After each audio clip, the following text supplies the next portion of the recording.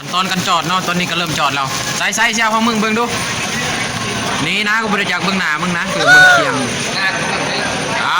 ถึงจะบ่งามก็ได้อยู่เนาะมือใหม่โชว์นี่โชว์นี่ทีมงานผลิตเคียงเนาะแรงกว่าทุกคนจอดตู้ทรงพลังจอดได้24ชั่วโมงได้ดีเลยไม่แม่นกูรู้จักไม่แม่นต้องสบายขั้นตอนการจอดเนาะเริ่มแล้วเนาะอาจารย์จันนี่ได้จะออกมาเป็นอะไรดิเป็นอะไรอาจารย์ได้ยังวะดิได้จังหวะเอาเลยได้ปะยังไงจังหวะจนขนาดดูได้เลย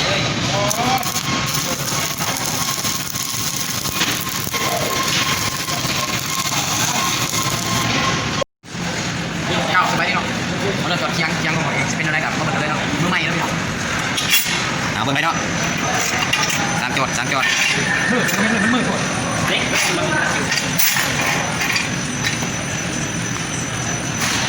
ใส่ขามันเนาะผมกล้วยเลยย่างแบบสกัดนะเด็กมันสกัดแค่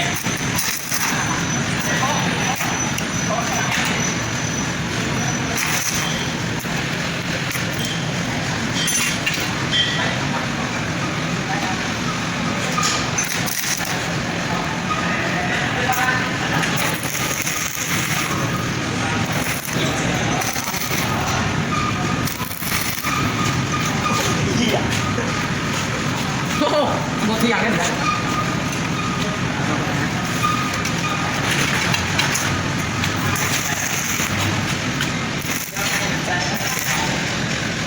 ยังเลยยังว่างนะ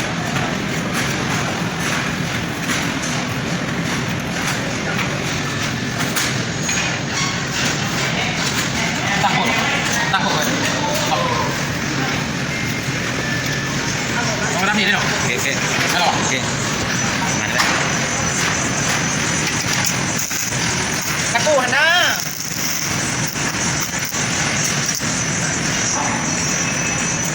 เอาทุบลุกเนาะ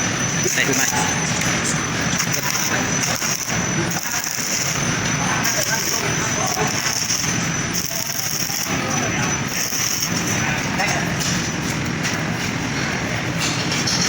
ถ่ายหรอถ่ายกันไ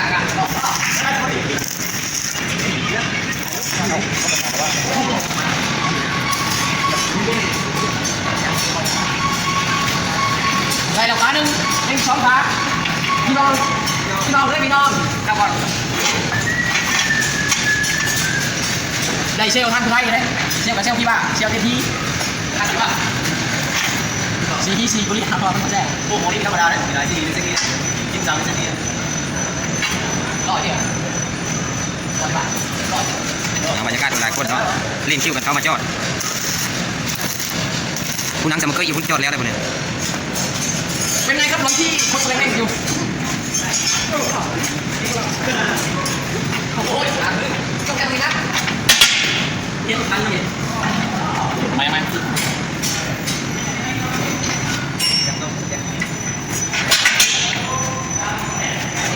าเรียนจอดหลังที่งานใส่เลยครับ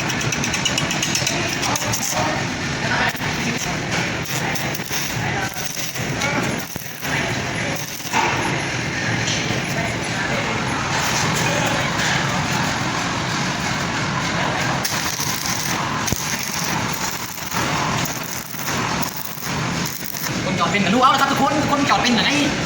โอ้ยถ่ายนะคนเป็นก็เล่นกันเลยโอ้ย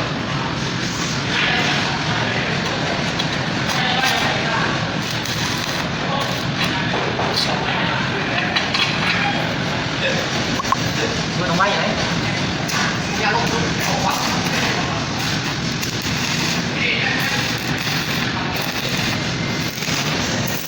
มือใหม่อย่างนี้เลยแหละตามคนเต็มเลยจอดวันที่ขี่แล้วนี่เล็กไหม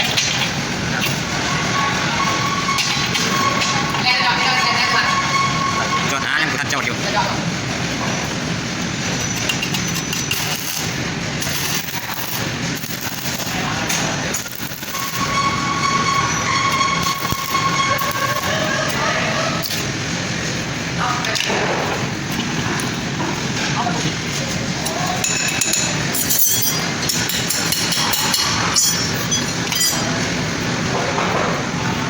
อใหม่ก่อนนี่แหละ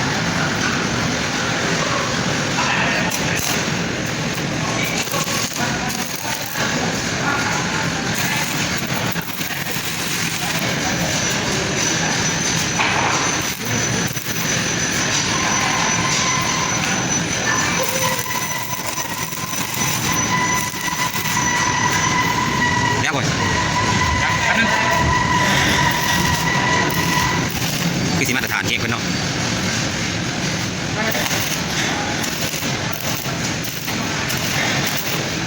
โอเคโอเค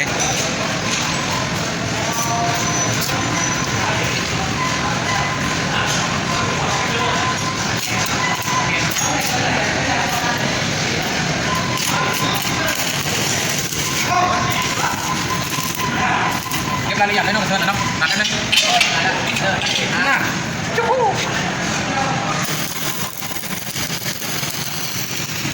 เบิ่งผู้ท่าเนาะไปเบิ่งผู้ท่าเนาะ แล้วไอ้กระทะเนี่ย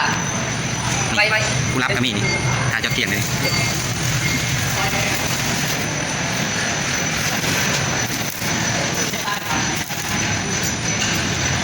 เดี๋ยวละมั้งก็กัดไปเจ้า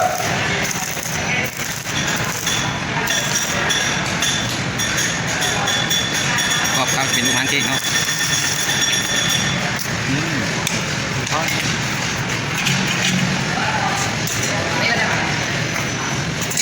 โซ่แล้วโซ่แล้วเนาะแล้วเนาะ